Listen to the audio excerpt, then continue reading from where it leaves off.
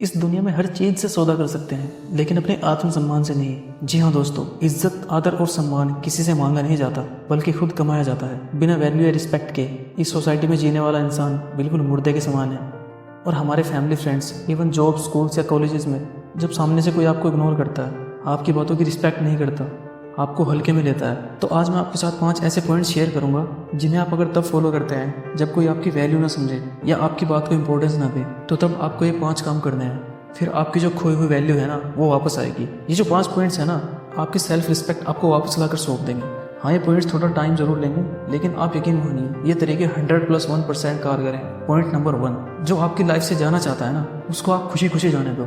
जिस पल आपको किसी ने छोड़ने का इरादा बनाया हो ना, उसी पल से उसको उसके रास्ते पे जाने दे। उसको आज़ाद कर दो कि भाई तुझे जो करना है वो कर। उसे ऐसा फील कराओगे, उसे आपकी वैल्यू ना करने से आपको कोई फर्क नहीं पड़ने वाला।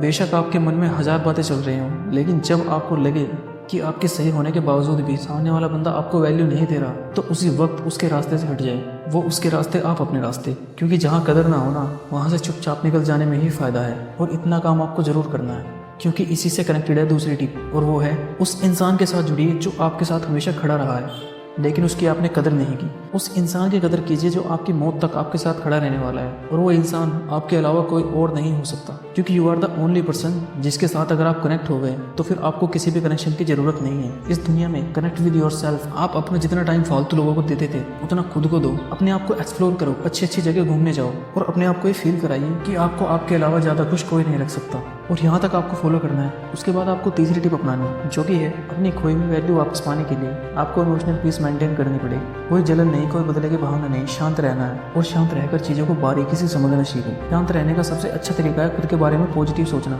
अपनी अच्छी बातों को अप्रिशिएट करना, और खुद को लूजर वाली फीलिंग में कभी नहीं लाना।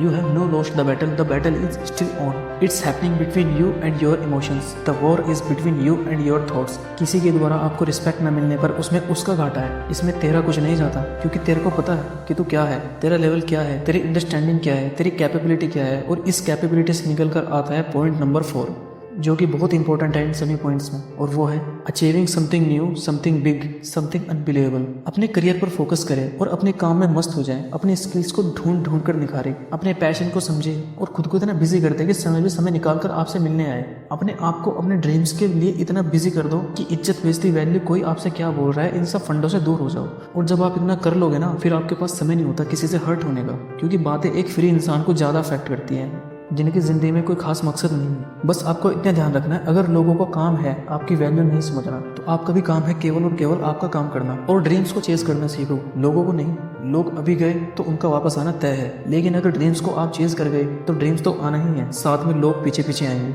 आपकी बात मानी जाएगी, आपसे सीखा जाएगा। और जब आपको अपनी खोई हुई वैल्यू मिलने लगे ना, तभी आता है पॉइंट नंबर 5, जो कि है नो री एंट्री। जिस इंसान ने आपकी बेइज्जती करी, जो आपकी वैल्यू तब नहीं समझता जब आप कुछ नहीं थे, या तो दोबारा उसकी लाइफ में ना जाए, या ना उसको अपनी लाइफ में आने दे। दोबारा उसकी लाइफ में जाकर खुद की वैल्यू ना कम करें, क्योंकि आपने अपने आप को बदल लिया है, लेकिन वो बदला कि नहीं, इसकी गारंटी आप नहीं ले सकते। अपने बुरे दिनों से सबक लेकर अपनी मेहनत के दम पर आप आज यहाँ खड़े हो, और फिर से वही गलती करके आपको उस फेज में वापस नहीं जाना। अगर आपने खुद का एक नया कैरेक्टर बिल्ड किया है, तो आपको इसी कैरेक्टर में रहना है, वरना लोग फिर से आपको हल्के में लेना शुरू कर देंगे। क्योंकि देखिए, इज्जत और वैल्यू चले जाना कोई बड़ी बात नहीं है, इनको वापस हासिल करना वो भी इंसान कर लेता है, लेकिन वापस अपनी इज्जत को पा करके, अपनी मेहनत के दम पर अपनी वैल्यू को बढ़ा के उसे वापस खो देना, ये सबसे बड़ी बेवकूफ़ी है। इसलिए इन सभी पॉइंट्स को ध्यान में रखो। तो चलिए मैं एक बार सभी पॉइंट्स फिर से रिवाइज कर देता हूँ। First, let them go. जो आपकी लाइफ से जाना चाहता है उसे जाने दो। Connect with your self. आप जितना टाइम फालतू लोगों को देते हो, उतना खुद को देना शुरू करो। Third, maintain emotional piece.